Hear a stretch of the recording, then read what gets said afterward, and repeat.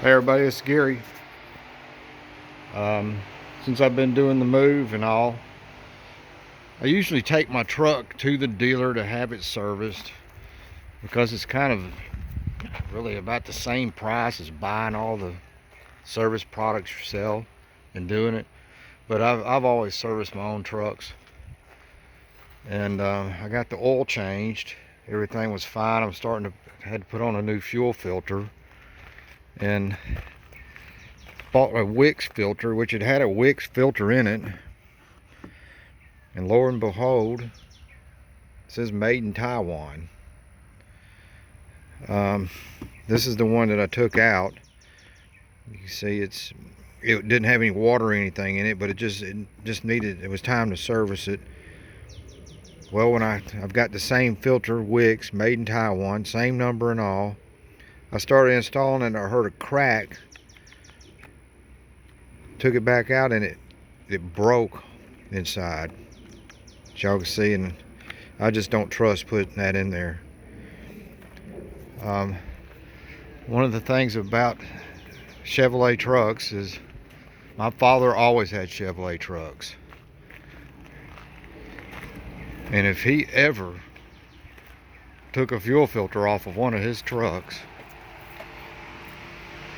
and as you can see right here on the casing, I don't know if you can see it, made in Czechoslovakia, made in Czech Republic.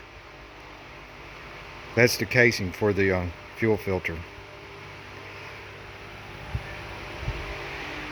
Well, all you gearheads and truck guys and all out there, here's the Wix filter.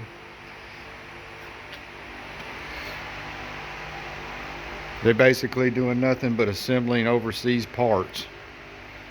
You know, the engine's supposed to be made in Detroit, but how many Chinese parts is in it? And just like I was saying, if my father took apart his Chevy truck and there wasn't a bow tie or a GM mark on anything, he sure wouldn't have liked it. And the only thing that's keeping me from buying I guess a Toyota or Nissan is they don't have a dually yet. With what I do, I've got to have a dually.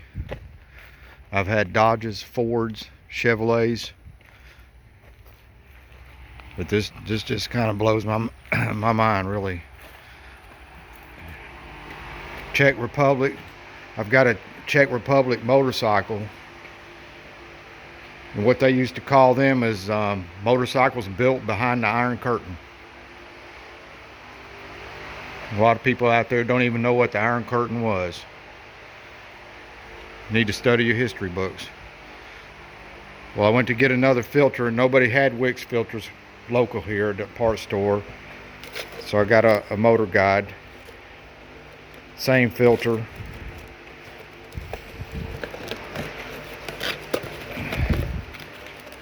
It doesn't come wrapped in plastic like the Wix, but there's no markings on it. You can see it has no markings on it.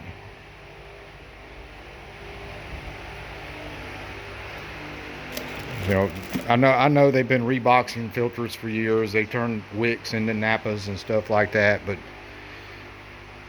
I just think that's kind of strange. Can't even make a fuel filter over here.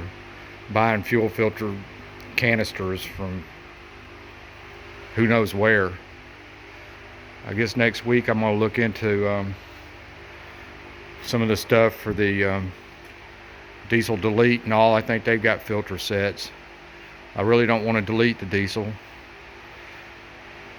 You got to delete it. I think you got to get the CPU reprogrammed or send in that CPU off the truck, block off everything, change the exhaust, and I guess you're basically on your own after that point. But I'm going to keep the DPF fluid still running on the truck and try to stick with that.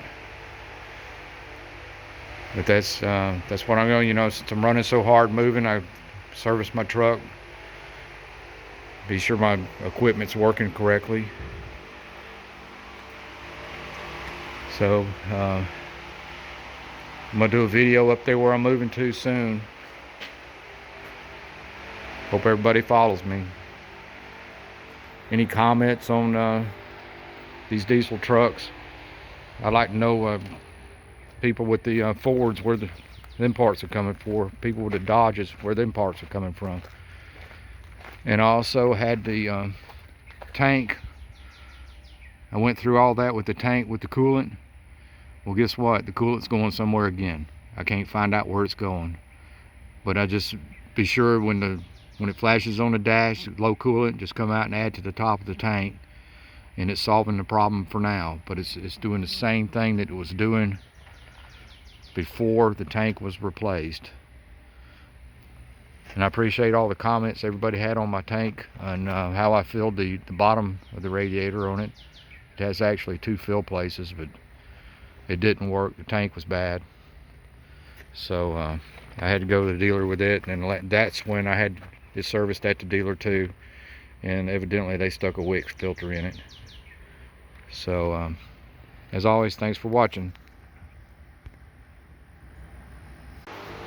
I guess I did leave out something. To get that canister off, you need an 1 7/16 socket. Works the best for me. A 1/2 inch drive.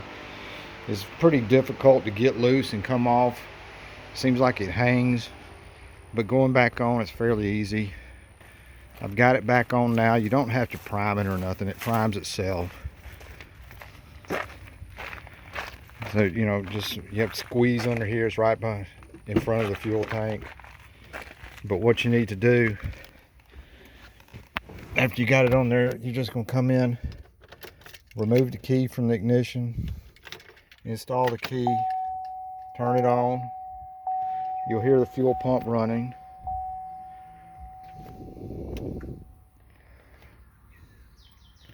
I can running. It's actually priming itself. Of course, I got the hood open.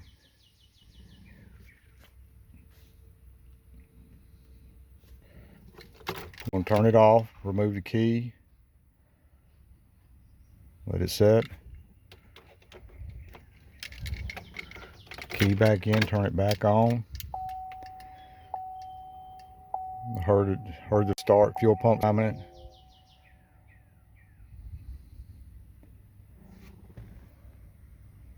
Basically want to let it go until you don't hear the fuel pump anymore. And you're ready to start.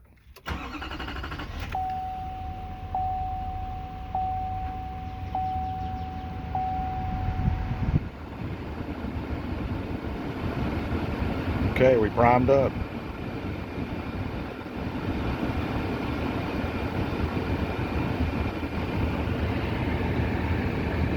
Thanks for watching.